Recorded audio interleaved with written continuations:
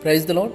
ఈ సాయంకాలపు వేళ దేవుడు నీకు ఇస్తున్న వాగ్దానము ప్రసంగి గ్రంథము 7వ అధ్యాయము 13వ వచనం. దేవుని క్రియలను ధ్యానించుము.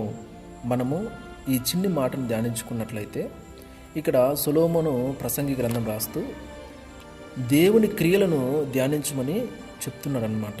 అంటే ఆయన దేవుని క్రియలను దేవుణ్ణి పక్కన పెట్టి లోకంలో అన్నీ చూశాడు, లోకంతో సహవాసం చేశాడు, లోకంలో కలిసిపోయాడు, అనేక మంది భార్యలను ఆయన కలిగి ఉన్నాడు. కాబట్టి ఆయన అనుభవాలను బట్టి చెప్తున్నాడు దేవుని క్రియలను ధ్యానించమని. ఇక్కడ దేవుని విషయంలో నువ్వు ఎలా ఉంటున్నావు? దేవుని క్రియలను ధ్యానిస్తున్నావా, లేకపోతే లోకంలో నీ ఇష్టానుసారంగా ప్రవర్తిస్తున్నావా అని ఒకసారి మనల్ని పరీక్షించుకోవాలి కదా.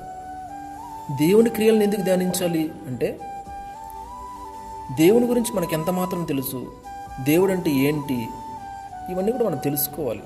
దేవుని నమ్మితే సరిపోదు, దేవుని యొద్దకు వస్తే సరిపోదు. దేవుని గురించి నీకేం తెలుసు? మనం దేవుని త్రోవల్లో నడవాలంటే, దేవుని అనుసరించాలంటే ఆయన ఏం చెప్పాడు అని మనం ధ్యానించాలి కదా. ఆయన ఎలా ప్రవర్తించాడు అని మనం ధ్యానించాలి కదా. ఆయన ఎలాంటి వాడు అని మనం ధ్యానించాలి కదా. ఇవన్నీ మనం తెలుసుకోకుండా ఆయన దేవుడు అని మనం ఎలా డిసైడ్ చేస్తాం కదా. అందుకే ఇక్కడ సొలొమోను చెప్తున్నాడు, దేవుని క్రియలను మనము ధ్యానించాలి.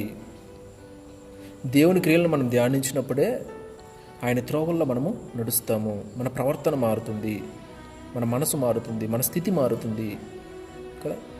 కాబట్టి దేవుని క్రియలను ధ్యానించమని ఇక్కడ సొలొమోను చెప్తున్నాడు అన్నమాట. Praise the lord.